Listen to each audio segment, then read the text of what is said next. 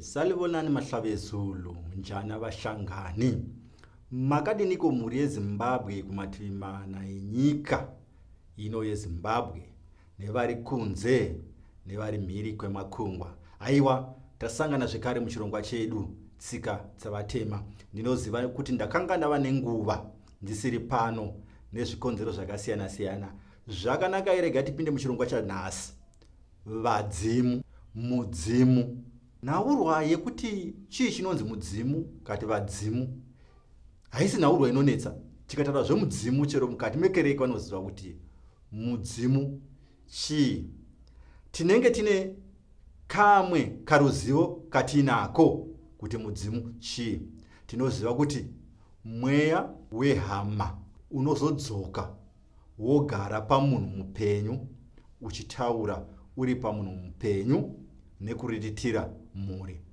Ndizvo zvinotendwa nesu vanhu vatema kuti kana munhu akafa haarovi zvachose, mweya wake unozodzoka zvekare wotsarudza imwe hama wosvika uchigara uchizoriritira mhuri. Chinova chinhu chikuru kuvanhu vatema. Asi kana tikangotaura tikadaro zvinoita sezvinhu zviri nyore nyore kana tikataura nenhaurwa yemudzimu nematauriro iwayo zvinoita sezvinhu zviri nyore nyore. Asi nhaurwa yemudzimu ine zvakawanda nezvimwe zvinhu zvakakura pamusoro payo. Chatingada kutanga kutarisa ndechekuti tine mhando dzemidzimu. Tine midzimu inouya ichizoriritira mwere, vana, dzinza. Tinoti midzimu iyi kati ma-ancestral spirits, midzimu iyoyo. Tozoita midzimu yenzvimbo inenge yakatarisa dunhu rose, ine chekuita nedunhu kwete nemhuri, tinoti mondoro. So tine yatinoti ma-regional spirits, vamwe vanoti ma-regional spirits, mondoro. Tozoitawo midzimu yemumusha yatoti the family ancestral spirits. Nhasi tinoda kunangana nevatoti ma-family ancestral spirits, zvakanangana nedzinza, zvakanangana nemhuri. Ndo zvatoda kunangana nazvo nhasi.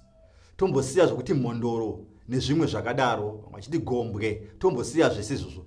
Tombonangana nezvema-ancestral spirits, zvedzinza rekwangu. Pamidzimu iyi inouya tine mhando mbiri dzatinofanirwa kuve tichiziva. Tine mhando yemudzimu unouya uchitaura, unoti ukagara pamunhu wozoridzirwa wozobuda uchitaura.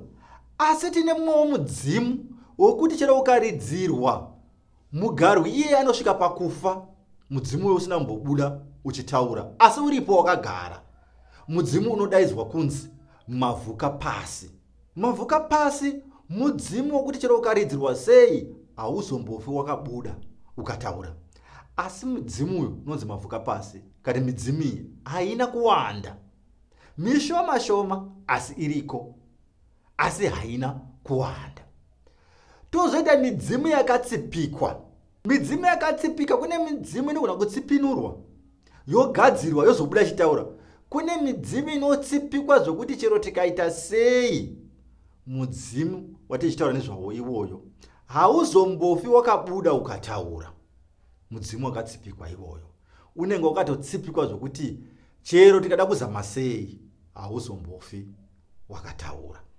Tataura pamisoro pemhando dzemidzimu dzatinokwanisa kuona nekuwana mukati mekurarama.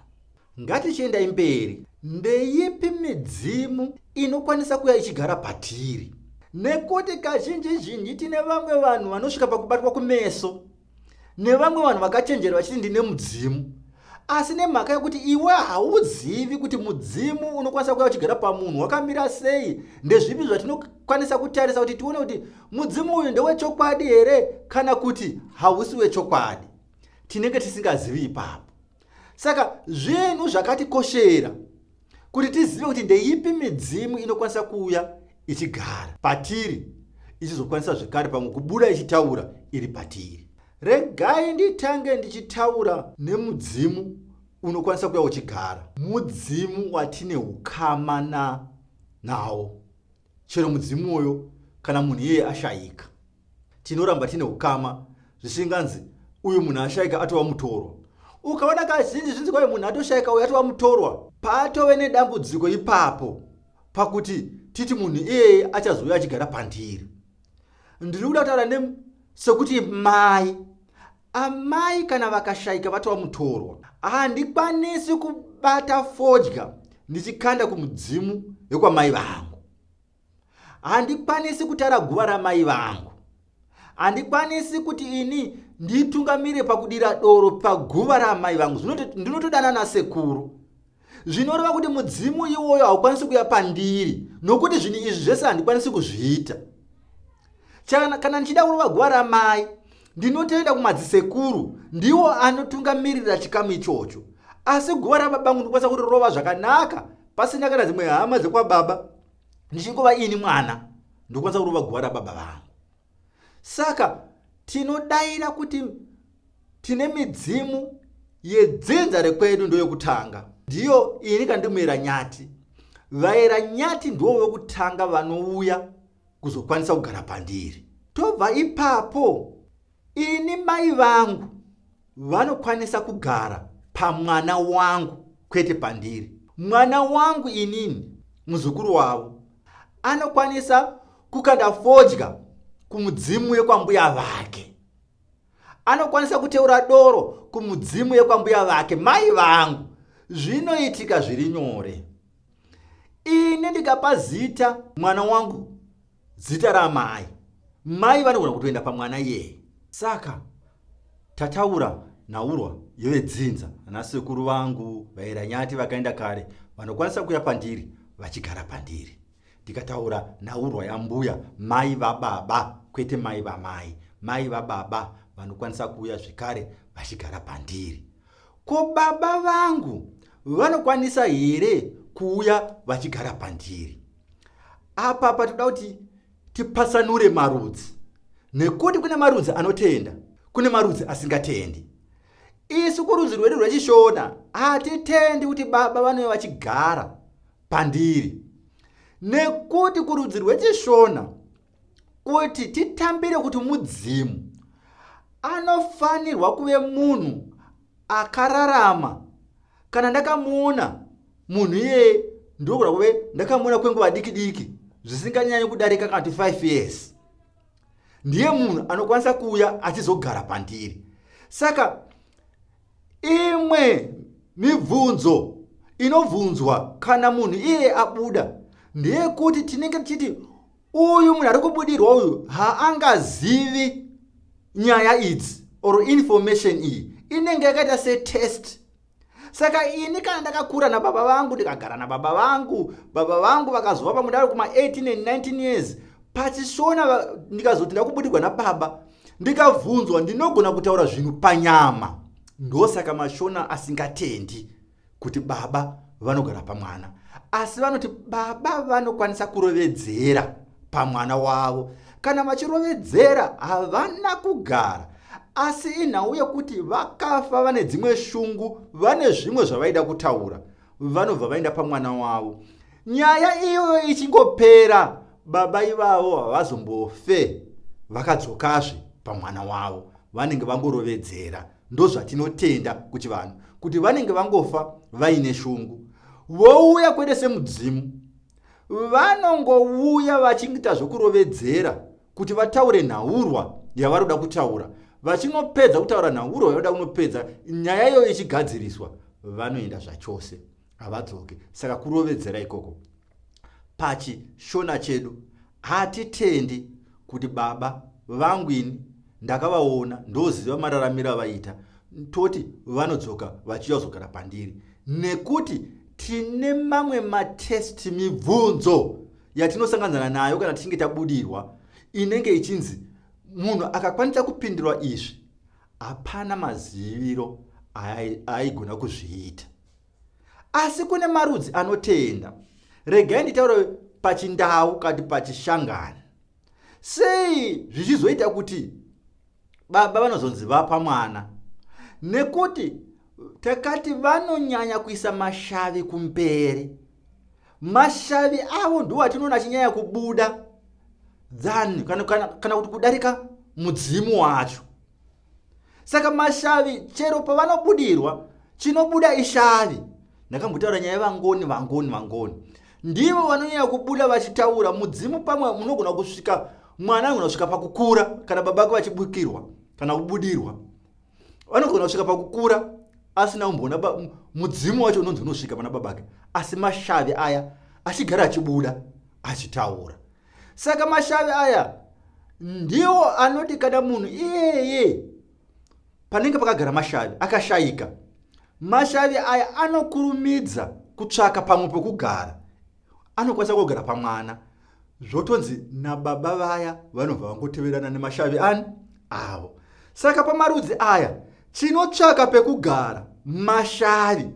Kuchishona chedu vadzimu ndivo vanotanga kutsvaka pekugara, mashavi otevera. Asi kumarudzi aya mashavi ndiwo anotanga kutsvaka pekugara. Kana riri shavi rinorapa, rinongoda kungoramba richirapa kana kuti kuchindau nechichangani.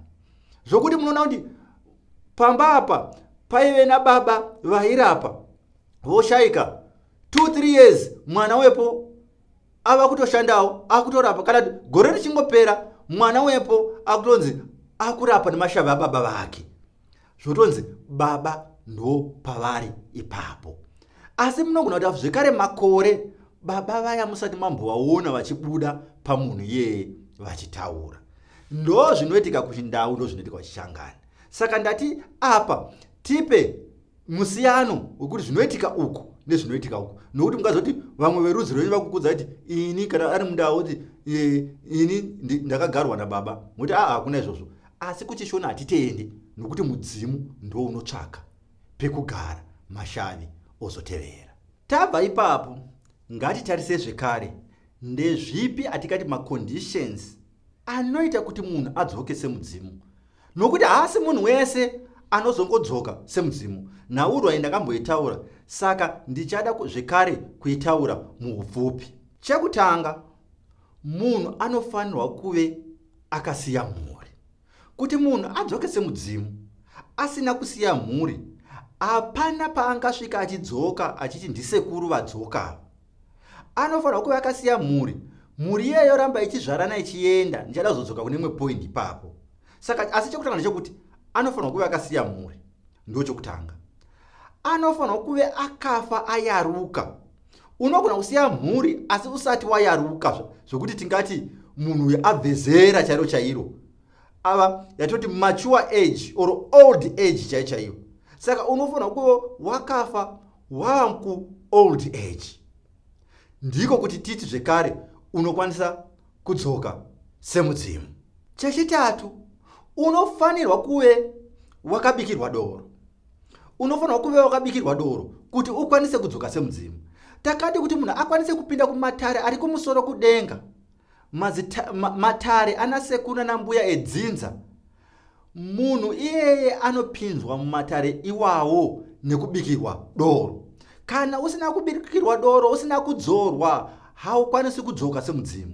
Saka pamwe tinozoona vamwe vachiti ndiri kubudirwa nasekuru, ndiri kubudirwa nababa, ndiri kubudirwa nani, vanhu ivavo vasina kudzorwa.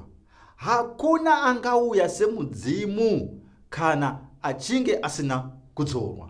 Anofanirwa kuva akadzorwa mumusha, asisiri musango. Ndiko kuti titi munhu uyu anokwanisa kuzobuda zvekare semudzimu. Chimwe zvekare chechina, anofanirwa kuve akafa achita mabasa akanaka. Hatidairi kuti varoyi vanodzoka sevadzimu. Ndo pachishona chedu. Kana munhu akafa ari muroyi, hatidairi kuti munhu yeye anokwanisa kudzoka semudzimu. Chero mukamurova guva, haakwanisi kupinda mumatare ari kumusoro kudenga, saka haakwanisi kudzoka semudzimu. Chandaita chechishanu chekupedzisira inhaurwa yekuti unofanirwa kuve wakasiya mwanakomana. Ipapa ndati ndipaite pekupedzisa nokuti ndoda kupatsana ngura. Hazvirevi kuti mudzimu unogara mwanakomana chete. Hazvirevi kudaro. Hatisi kuti vanasikana havana kukosha, vanakomana ndo vakakosha. Asi tikatarisa chivanhu chedu chaita sekuti chaikoshesa vanakomana.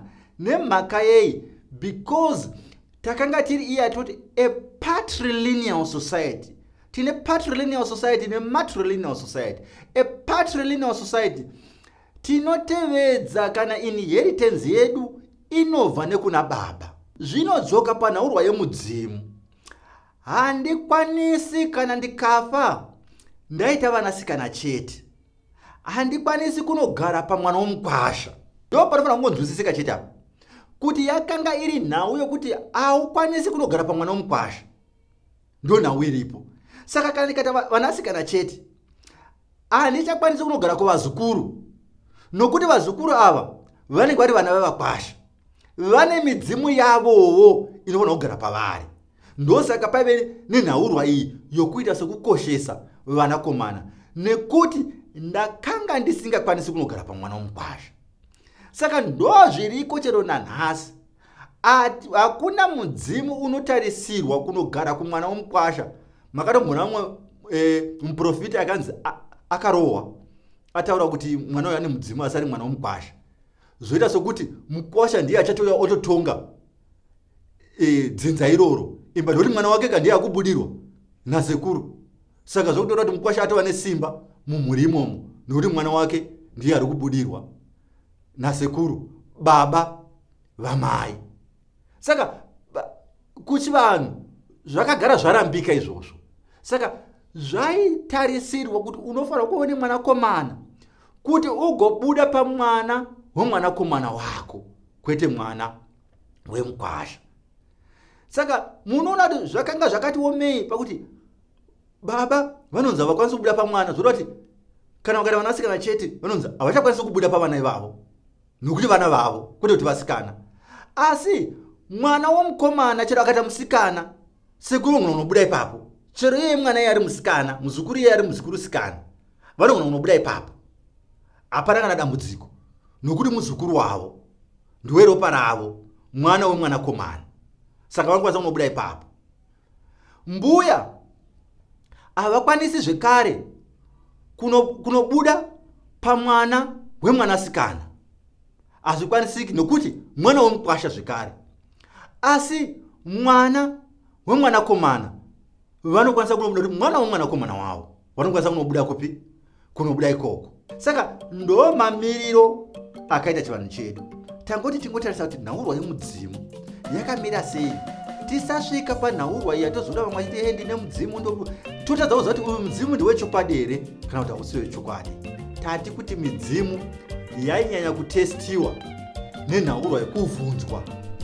Zvinenge zvizikanwa nevashoma. Ini baba vangu ini mwana wangu akati pakanzi pava nemudzimu pamwana wangu, ndinoziva nezvababa vangu. Saka mudzimu uwoyo chikuda uchiti ndibaba vangu ini ndinouvhunza maererano nababa vangu, ndinenge ndichizviziva zvababa vangu. Asi mwana wangu anotadza kuzviziva. Saka ndiyo nhaurwa yevadzimu, mamiriro akaita dharedo yevadzimu. Muchirongwa chinotevera ngatitaure nhaurwa yevashavi, yemashavi. Ndatenda ndini sekuru wenyu, sekuru Makoni, umqambisi, the African teacher. Ndatenda.